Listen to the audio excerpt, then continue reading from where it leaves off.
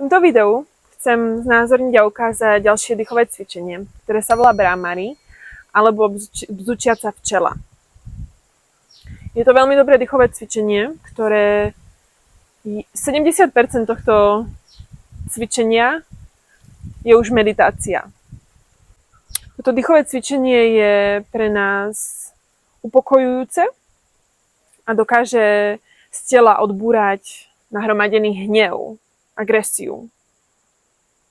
Môže vyzerať zo začiatku smiešne a vtipne, pretože budeme vydávať zvuk, takéto hmkanie, ale určite ho skús a nepodceňuj jeho silu.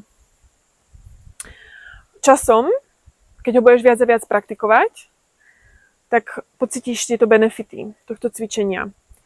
Toto hmkanie, tento zvuk, ktorý sa ti bude ozývať v hlave, je veľmi dôležité uvedomiť si, že v našej hlave sú rôzne hlasy a zvuky, častokrát chaos.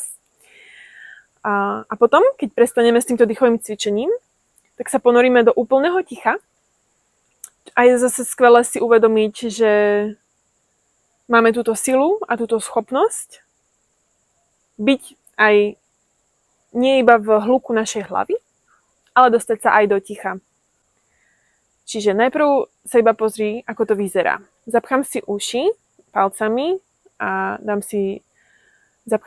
zatvorím si aj oči. Nadýchnem sa.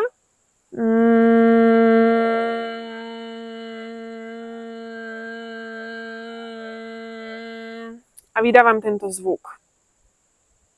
Čiže uši máš zapchaté a počuješ iba vibráciu vo svojej vlastnej hlave. Nepočuješ zvuky okolia. Čiže poďme na to.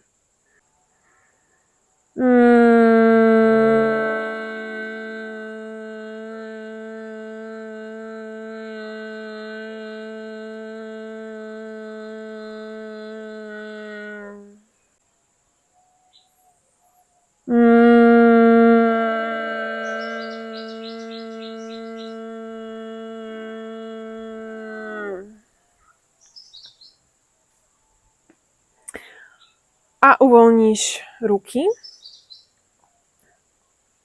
a zostaneš iba s tichom. To je na tomto dýchovom cvičení najkrajšie, že potom, ako prestaneš hmkať a bzukať, tak to ticho, ktoré budeš počuť, ktoré tam bolo aj predtým, ale to ticho, ktoré budeš počuť po tom hmkaní, po tej ozvene v hlave, bude o mnoho hmatateľnejšie a hlbšie. Preto je vlastne toto dýchové cvičenie už 70% meditáciou a je perfektnou prípravou pred meditáciou. Nie sú tu žiadne negatívne účinky. Neodporúča sa to robiť, ak má niekto problémy s ušami, ak máme zápaly uší. Je dobré robiť to ako posledné dýchové cvičenie pred meditáciou. Ďakujem za pozornosť a prajem pekný deň.